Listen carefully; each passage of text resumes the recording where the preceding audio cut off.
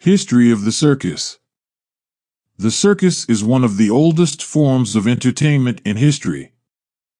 Although the modern circus has been around for a few centuries, related forms of public entertainment have been in existence for millennia. The animal trainers, clowns, and other circus performers who are familiar to us today can trace their roots to the coliseums, stadiums, and racetracks of the ancient world. The ancient Romans were the first to enjoy the circus. Around the 6th century BC, the Circus Maximus was founded in Rome as a venue for public entertainment, mostly chariot races, which were a popular spectator sport. Other events held at the Circus Maximus included gladiator fights and exhibits of exotic animals such as elephants and tigers. These entertainments were less common than chariot races, but still very popular. The original Circus Maximus venue was built entirely of wood. By the height of the Roman Empire, it had gone through several renovations and had become a massive marble stadium that could seat more than 200,000 spectators. Chariot races continued to be held at the Circus Maximus for almost a century after the last remnants of the Roman Empire had vanished. Eventually, the site was permanently retired, and public entertainment was reduced to small bands of traveling performers and animal trainers. It was during the Dark Ages that the circus began to develop into what we know today. The monarchs of Europe had court jesters, whose duty it was to provide amusement for the court. They combined the talents of jugglers, mimes, and clowns.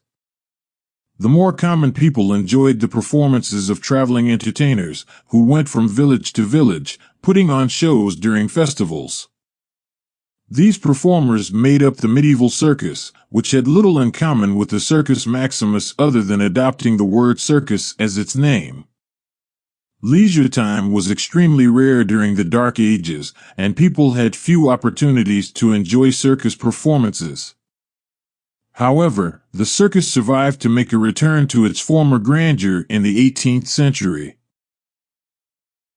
England was one of the first nations to embrace the modern circus. During the late 1700s, an Englishman named Philip Astley founded the first modern circus. He was a skilled rider who invented stunt riding on horseback. He performed his stunts in a circus ring, another of his ideas, within an indoor stadium. After his act became popular in London, he was asked by Louis XV to perform in France. He later expanded his act to include clowns, acrobats, and parades of trained animals. The last addition to his act was slapstick humor. He had horseback riders pretend to fall off their horses and then go stumbling after them. Shortly after Astley's death, the circus spread to America. During the early 1800s, the United States took to the circus quickly after learning of its popularity in Europe. Joshua Brown, an American businessman, introduced the circus tent in 1825. The use of portable tents allowed him to take his act all over the country. His traveling circus was a massive success as a business enterprise and was loved by audiences everywhere.